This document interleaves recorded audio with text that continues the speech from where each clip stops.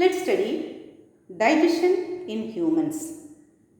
Children, humans normally take in food through the mouth and the food swallows and the swallowed food passes through a long tube which is known as alimentary canal. So what is alimentary canal? Alimentary canal is a long tube which is made up of different compartments. And what are these different compartments of alimentary canal? The alimentary canal is composed of buccal cavity, esophagus, stomach, small intestine, large intestine, rectum, anus, and all these constitute the long tube which is known as alimentary canal. Children, did you understand what are the different parts of alimentary canal? Children, did you understand what is alimentary canal? Alimentary canal is a long tube in which the passage of food allows from the mouth and which is digested inside the stomach, and the waste materials will be eliminated through the anus. And let us see what is buccal cavity. What is buccal cavity? The mouth.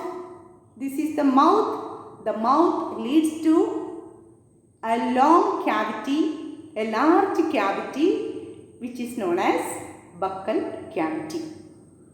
And the buccal cavity leads to a short tube. This tube is known as esophagus. Esophagus connects to a bag-like organ which is known as stomach.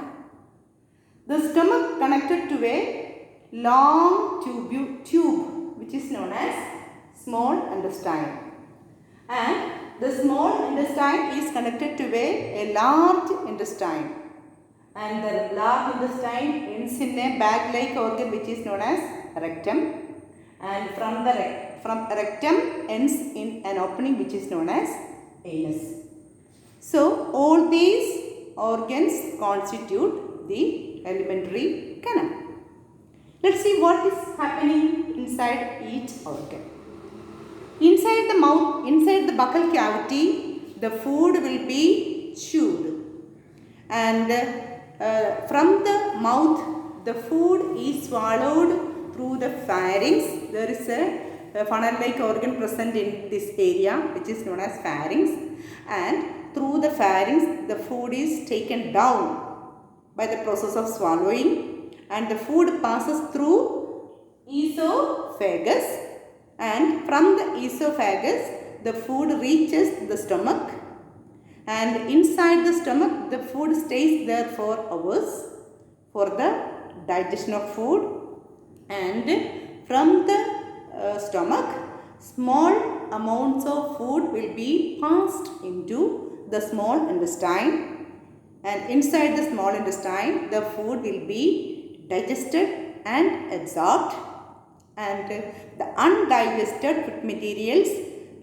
passes into the large intestine, and the end of the large intestine has the rectum where the undigested food materials will be stored, and at times the undigested fecal matter will be eliminated